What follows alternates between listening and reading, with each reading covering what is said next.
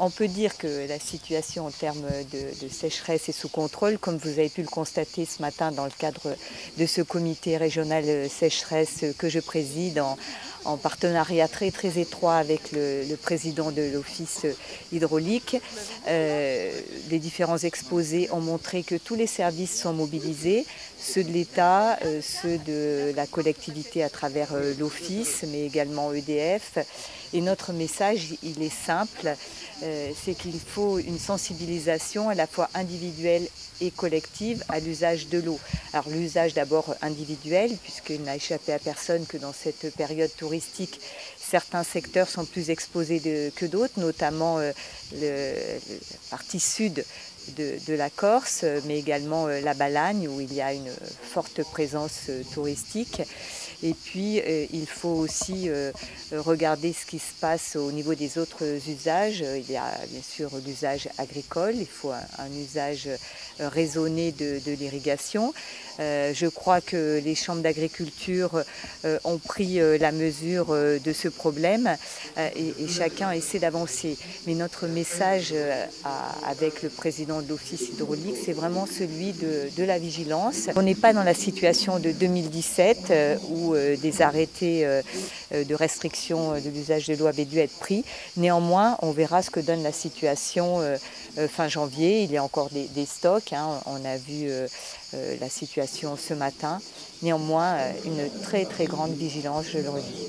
Pour l'heure, c'est vrai qu'on a eu un hiver particulièrement sec, mais le mois de mai a permis de rattraper un peu le déficit accumulé, surtout sur les mois de mars et avril. Et pour l'heure, sur le mois de juin, les débits que l'on observe sont dans la moyenne. Après, ça dépendra de la météo que nous connaîtrons sur la suite de l'été. Mais pour l'heure, la situation est stabilisée.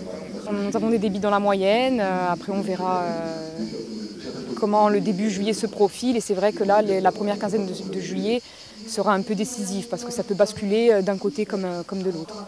En termes de débit moyen, tous les cours d'eau sont dans la moyenne, excepté au niveau du Gaule ou à Francard, où on est passé en légèrement sec.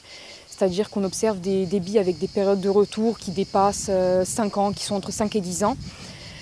Certains cours d'eau, comme le Fiumalto, sont en tendance légèrement humide. Mais globalement, sur l'ensemble de l'île, on observe des débits dans la moyenne. On essaye, nous en tous les cas, au niveau des chambres, de sensibiliser le monde agricole à la gestion qui est indispensable aujourd'hui de la ressource hydraulique. On ne peut plus gérer les choses comme on les gérait il y a 5 ou 6 ans ou 10 ans, c'est clair. Donc nous éditons des bulletins que nous expédions à tous les agriculteurs, bien sûr. L'année dernière, nous avons fait un gros effort de mise en place des sondes pour gérer justement et pour piloter les consommations d'eau que nous avions.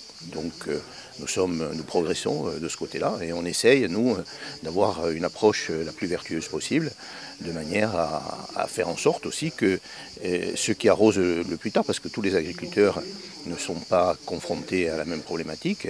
Il y a des agriculteurs dont l'arrosage se termine début août, et puis il y en a d'autres, comme les agrumes, qui se terminent au mois d'octobre. Et donc pour cela, il faut bien qu'il reste de l'eau. Donc on a même une solidarité entre nous à avoir, et j'espère que ces messages, au fur et à mesure, sont entendus. Voilà.